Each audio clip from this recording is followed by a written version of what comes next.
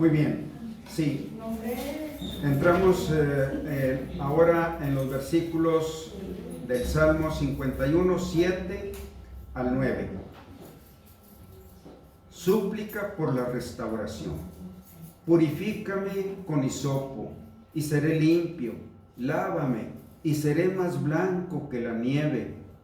Hazme oír gozo y alegría, y se recrearán los huesos que has abatido.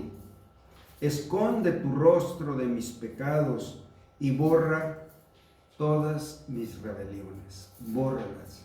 Quítalas de tus ojos, quítalas de la ley, como si yo no hubiera pecado. Hazme más blanco que la nieve. Bueno, vamos a tratar de profundizar un poquito en estos versículos. En estos versículos, el salmista de nuevo pide limpieza, pide restauración, pide que Dios olvide sus pecados, pide un cambio de su vida, una comunión constante con Dios y gozo. Eso es restauración. Vuélveme el gozo de la salvación. Llévame otra vez ahí en estar en gozo, en paz, en bendición, en dignidad. El hisopo fue usado en la Pascua como un aplicador o rociador de la sangre del cordero al dintel y los postes de la casa. Vamos a ver aquí, este versículo es Éxodo 12, versículo 22. ¿Quién no lo quiere leer? A ver, ¿sí? Sí, Elvira. Y tomad un manojo de Un poquito más. Y tomad un manojo de hisopo y mojadlo en la sangre que estará en un levillo, y untad el dintel y los dos postes con la sangre que estará en el levillo, y ninguno de vosotros salga de las puertas de su casa hasta la mañana. Sí, propiamente era un manojo de una hierba muy especial que se prestaba para esto, para aplicarlo así, untarlo o rociar también. Se rociaba el altar de bronce, se rociaban las vestiduras de los sacerdotes, con la sangre de los sacrificios. Ahora, él está diciendo así. ¿Qué significaba esto? Bueno, la sangre, cuando habla en Éxodo, en el dintel y en los postes de su casa, significaba la sangre de Cristo que los protegía del juicio. Ellos decidieron abrigarse, cobijarse detrás de Cristo. Y la sangre de los corderos representaba el Cordero de Dios que iba a venir. Bueno, es lo que él está diciendo: lávame con hisopo, o pon la sangre de Cristo en mi corazón para que el juicio no caiga sobre mí. Es lo que él estaba pidiendo. Es un lenguaje en el entorno de las Escrituras. Purifícame con hisopo y seré limpio, lávame y seré más blanco que la nieve. Que no quede ni una mancha delante de tus ojos. Purifícame. David no pensó ni por un momento que podría limpiarse él solo de la mancha de su pecado. Solo Dios puede limpiarnos del pecado. Solo Dios puede quitar la culpa, la mancha, lo que nos condena. Y Él lo hace cuando se lo pedimos.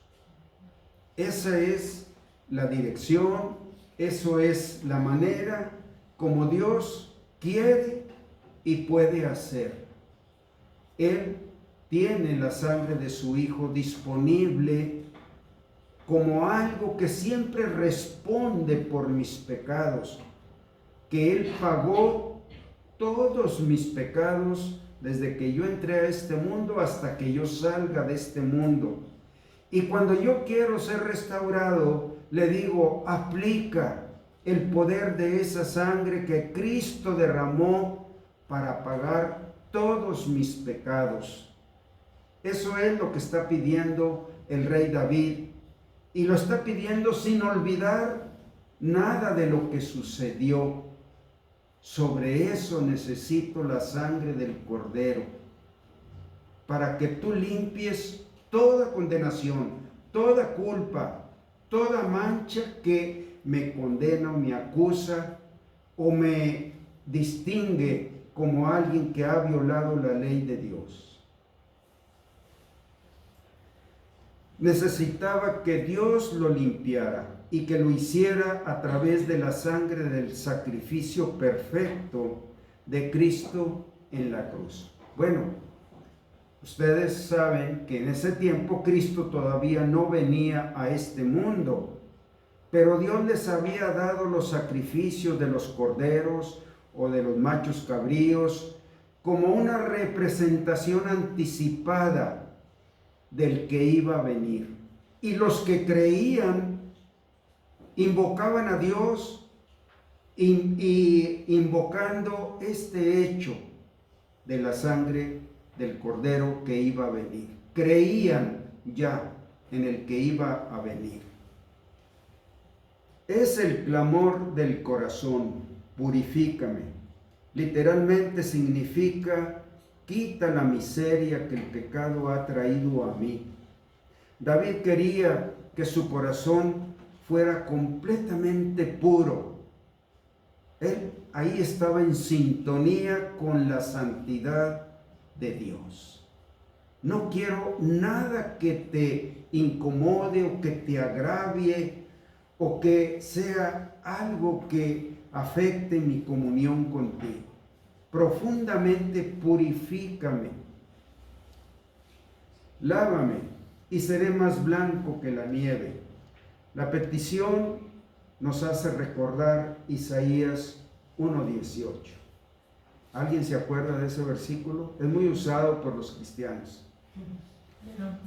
Venid luego y estemos a cuenta. Si vuestros pecados fueren como la grana, como la nieve, serán emblanquecidos. Es lo que dijo el profeta Isaías, y era el llamado de Dios: vengan después del arrepentimiento, y si sus pecados fueren como la grana, ¿verdad?, oscuro, casi negro, bueno, como vendrán a ser como la nieve, serán emblanquecidos como la nieve. Si fueren rojos como el carmesí, vendrán a ser como blanca lana. Yo lo haré. Nadie puede hacer eso, nadie, ni por sí mismo, ni a favor de otro. Quiere decir que nadie puede perdonar pecados. Nadie puede quitar la culpa de los pecados. Esta es una obra de Dios en respuesta a la fe del pecador. Y si el pecador acude e invoca esta provisión, Dios la da.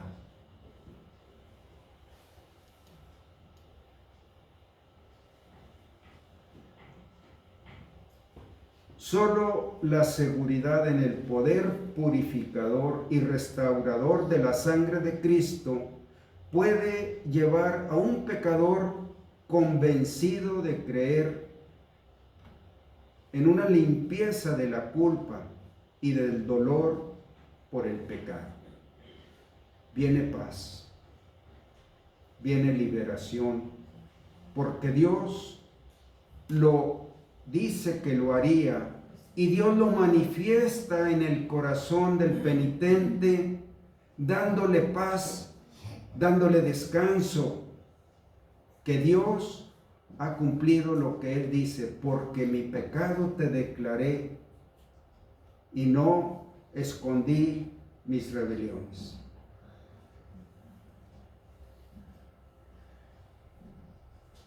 Se necesita la fe en el poder de esa sangre para creerle a Dios ante el pesar de que lo hemos perdido todo y nos encontramos en una condición como un pobre indigente. lo hemos perdido todo. Es el dolor. Purifícame con hisopo, con la sangre de Cristo aplicada a mi alma, mediante una fe viva que consigue la promesa. Estamos hablando de la penitencia, es decir, el dolor, pero estamos hablando también de la provisión tan específica, tan poderosa de Dios por la fe en el que derramó su sangre. La sangre de Cristo es llamada la sangre rociada. Y vamos a ver estos dos pasajes, Éxodo 12, 22 al 24.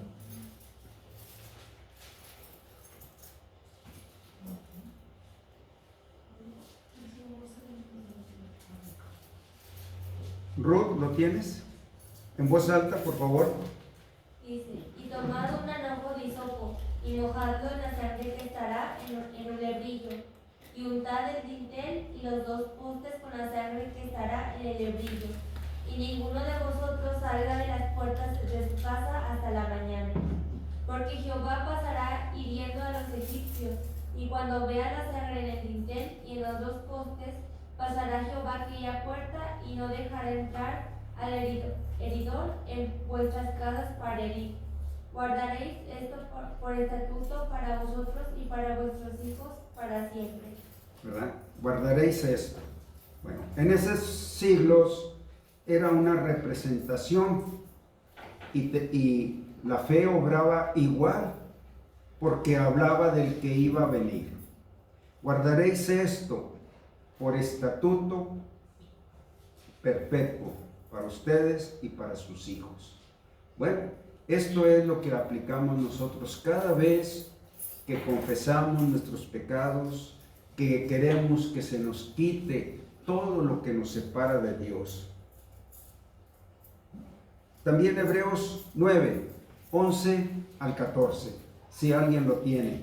Bueno, aquí en Hebreos ya está hablando del tiempo cuando Cristo ya vino. Y ahora la doctrina de la fe en Cristo, de la fe en la sangre de Cristo, está escrita en este libro de Hebreos. ¿Quién lo tiene? ¿Quién levanta la mano?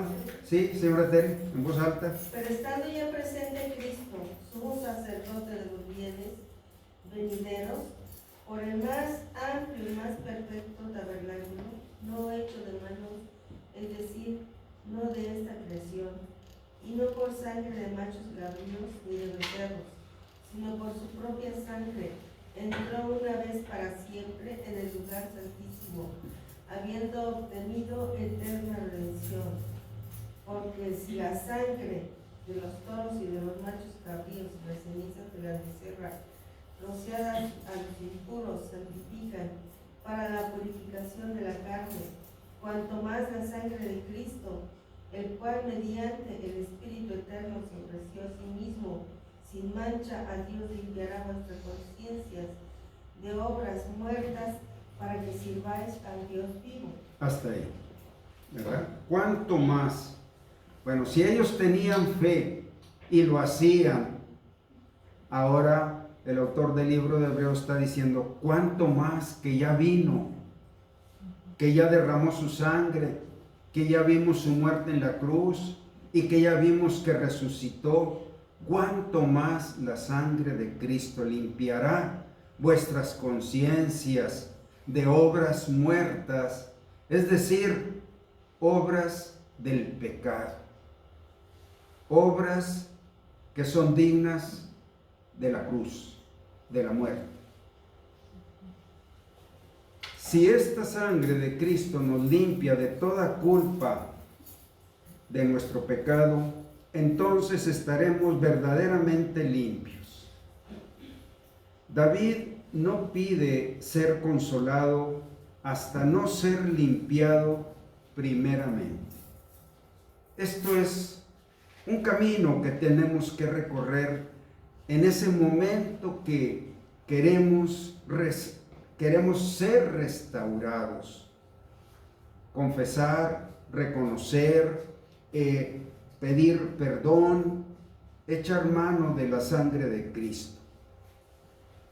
Si la raíz amarga del pecado y la tristeza es quitada, puede orar con fe y confianza. David está diciendo: permíteme tener una paz bien fundada en tu voluntad, en tu provisión.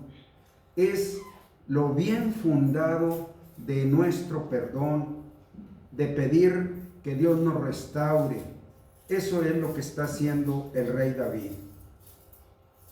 En un sentido, pues el que quiere ser perdonado, limpiado, restaurado a la comunión, tiene que entender que hay un fundamento, una base mediante el cual Dios lo puede cumplir. Si no nos habituamos a decirle a Dios solamente lo que hemos hecho y lo que hemos hecho y ya. En eso no hay ninguna convicción, no hay ningún dolor, no hay ningún arrepentimiento, ni siquiera confesión. Confesión quiere decir declararte culpable de ese pecado. Entonces, bueno, esto es la práctica de muchos cristianos. Cada vez que ellos tienen conciencia de que han pasado por alto la palabra de Dios en muchos aspectos, solamente: ay, Señor, perdóname, yo sé que Cristo murió por mis pecados. No hay ni una verdadera confesión, ni un arrepentimiento, ni un dolor por lo que te está privando, tus descuidos o tus indolencias o negligencias.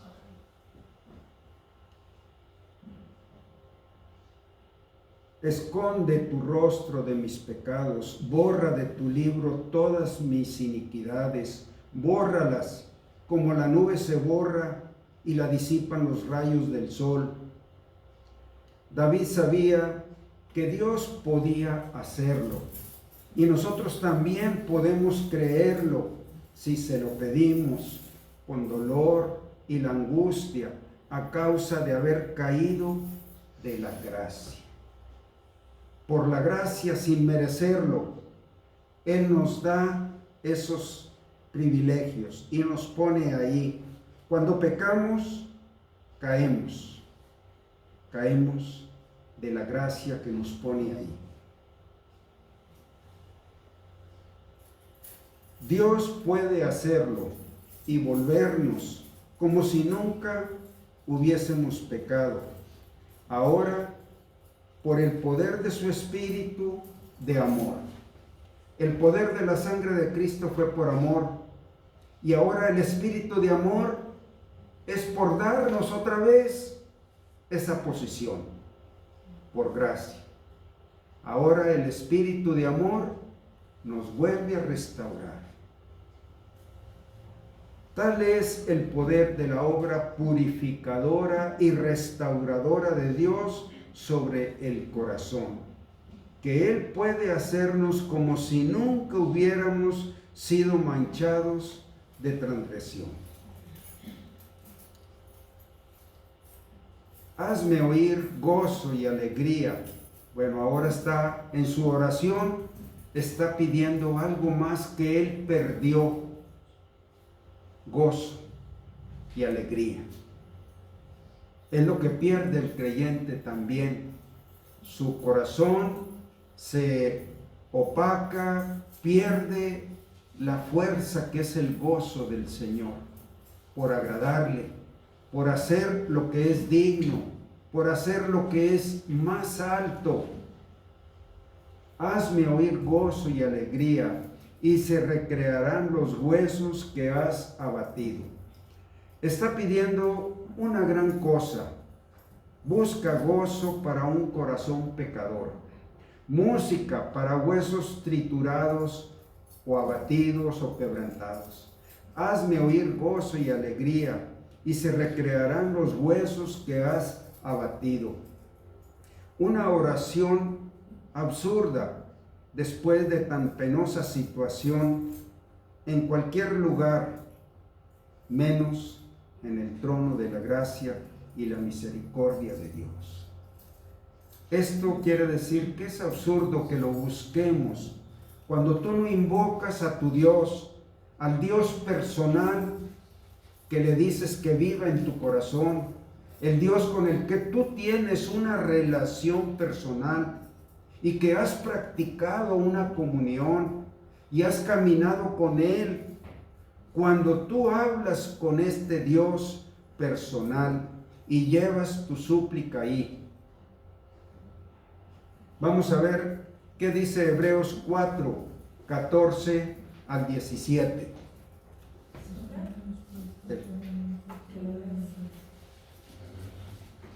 ¿Sí puede leer?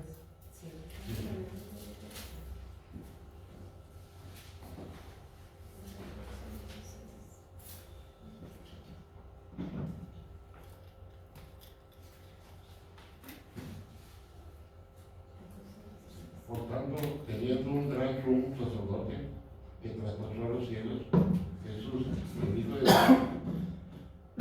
retiramos nuestra confesión. No tenemos un sumo sacerdote que nos pueda compadecerse. Que no pueda Que no compadecerse. pueda compadecerse de nuestras debilidades, sino uno que fue tentado en todo según nuestra semejanza, pero sin pecado. Acerquémonos, pues, confiadamente al trono de la gracia, para alcanzar misericordia y hallar gracia para el oportuno socorro. Así es, hasta ahí. ¿Cuál es el oportuno socorro en el momento que hemos pecado? Y nos lo dice: acércate confiadamente a este trono de gracia, porque no tenemos un sumo sacerdote que no pueda compadecerse de todas nuestras debilidades. Él, el que triunfó sobre todas nuestras debilidades.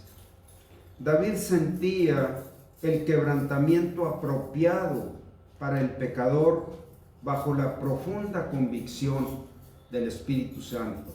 Era tan severo que sentía como si sus huesos estuvieran rotos. Es algo terrible ser confrontado tan directamente con la negrura de nuestro pecado.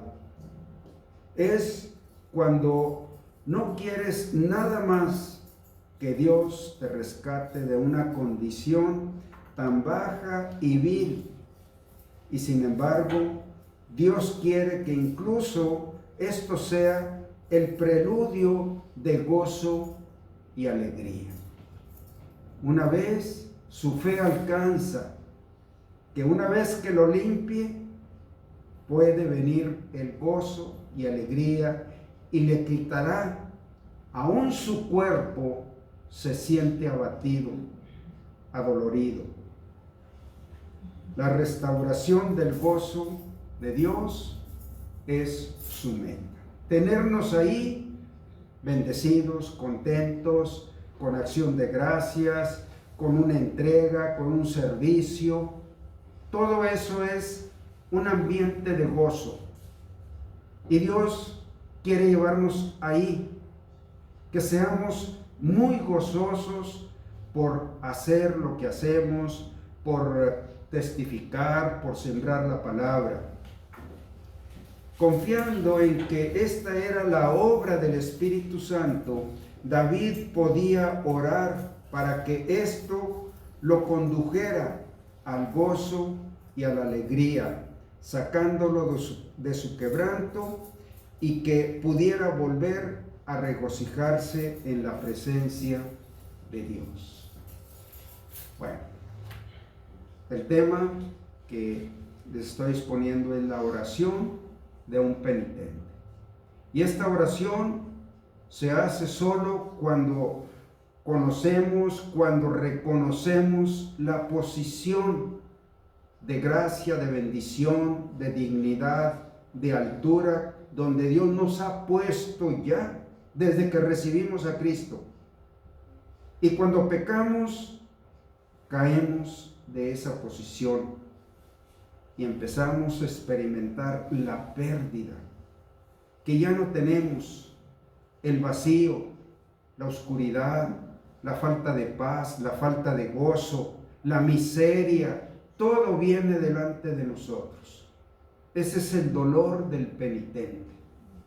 Solo cuando reconoce de dónde ha caído. Así dice en Apocalipsis 2, cuando Dios habló a la iglesia de Éfeso: mira de dónde has caído, arrepiéntete, porque si no vendré y quitaré tu candelero de su lugar.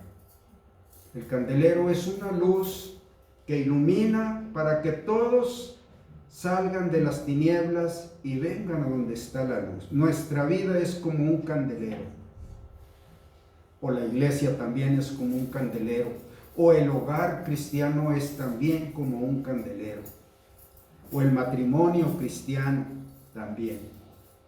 Muy bien, bueno, por hoy aquí terminamos.